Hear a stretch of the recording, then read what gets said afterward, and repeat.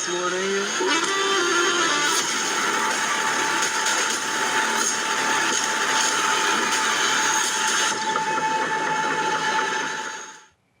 Hello everybody, welcome back to Screenstars. I'm here today to bring you my review for the 2025 vampire horror film Sinners. The film is written and directed by Ryan Coogler and it stars Michael B. Jordan, Tenja L. Jackson, Jack O'Connell, we have Saul Williams, we have Delroy Lindo and Haley Steinfeld. Right.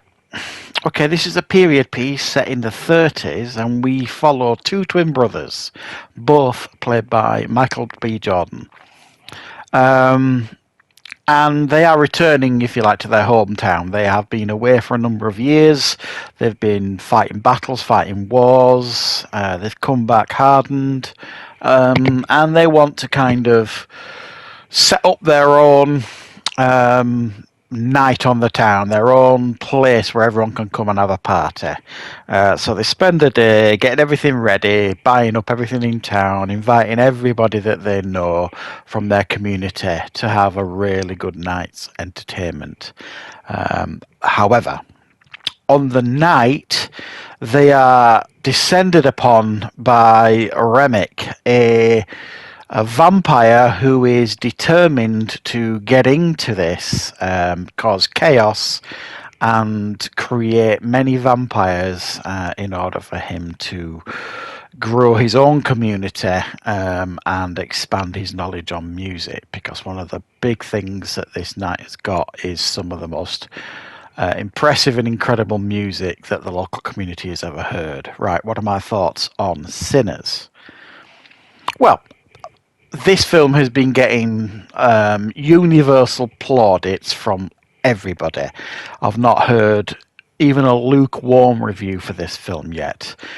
So I was definitely on board for this. I love vampire films. I love period films if they're done right, with the right genre.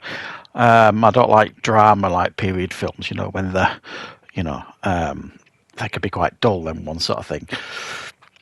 But this, for me, was something that I was always going to be checking out. And it has just been getting, like, as I've said, just great feedback and good reviews from everybody. And for good reason. After watching this, I'm happy to say that this is indeed a superbly made film. And while it is a horror film, it's also not just a horror film. It kind of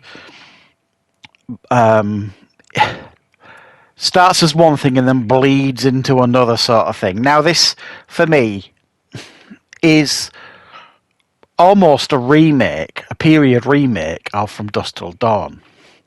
And at one point in this film, it kind of rubbed me up the wrong way a little bit, because I was kind of thinking, hang on a minute, this is basically From Dusk Till Dawn.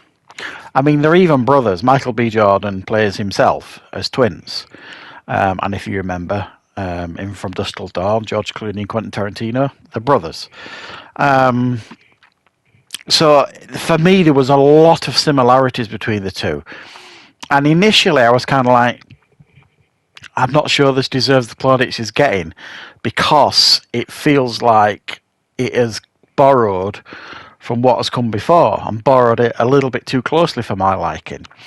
So my initial gut reactions to this were, okay, I'm not overly impressed to start with, because I know where this is going, and I've seen this before, and I've seen it better. And in my opinion, I do think From Dusk Till Dawn is better than this. That's just my opinion. But they are not strictly identical films in a lot of ways. So yeah, I mean, this starts off, as I've said, the first half of the film, or just below that, as a strong period piece. Two brothers coming back home, setting up the great night for their friends in the community. Brilliant music, you know, great blues music being played, great food. Everyone's having a great time, and then they get descended upon by vampires, essentially, and it becomes a fight for survival for the rest of the night. That is the film.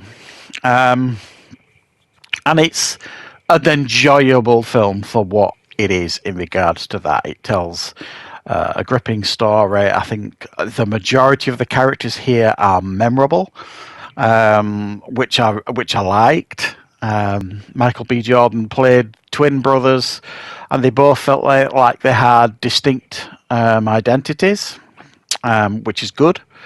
So Michael B. Jordan, who I think is only ever really strengthening his reputation as like a leading man, and he does it again here as a very, very strong actor playing both these twin brothers. We've also got Delroy Lindo, who is absolutely fantastic in the film, and he's got probably the best line of the film, which I'm not really spoiling anything because you see it in the trailer when they first attack, and then he turns around and he says, "I think I've shit myself." was funny. And you got that real sense of family and community with these people, fighting to stay alive, sort of thing. There was a moment in the film where I got incredibly frustrated because there's a character in the film. I mean, basically, these vampires are on the outside. They can't come in because they haven't been invited. And this one particular character basically drops, well, a real bollock here. In anger and frustration, basically, causes the rest of them some real danger, and that really frustrated me. But I suppose that was the point, and it becomes a real desperate fight to survive, sort of thing. And you start losing characters that you've started to grow attached to. I do want to mention as well Haley Seinfeld, who I thought was really excellent as Mary. This girl has grown up now. We still, a lot of us remember her obviously as the child actress, but my goodness, she's a woman in this one, and does a real good job as well. I do think the character of Remick, played by Jack O'Connell, who was the vampire leader, wasn't particularly fleshed out well, so you didn't really get to understand his true motivations, other than he basically explains that when he kind of consumes somebody or turns them, he kind of takes part of them. And he also likes music, and he recognizes that, there's one in particular who is a genius when it comes to music, and he wants those memories from him. He wants that gift of his, so he's desperate to consume him. But beyond that, it's just like, hi, I'm a vampire. I've turned most of your friends into vampires. I'm going to kill you all, sort of thing. And it was interesting because when we first meet this character, Remick, he does appear to be very vulnerable. And I'm not sure how he got to that point. What happened for him to kind of turn up at this door that he turns up at, almost, burning alive in the sun. What's gone on before then, because he looked in kind of a desperate state. So it never really truly explains that. But I really did enjoy this. I was concerned that this was gonna be another film where I kind of like, I'm not so sure about this one, but it managed to massively win me over by the end. I mean, it was edge of the seat stuff, and I really loved the ending as well. It was very poignant, I thought, the ending, and it worked. It was almost like Lord of the Rings, Return of the King. It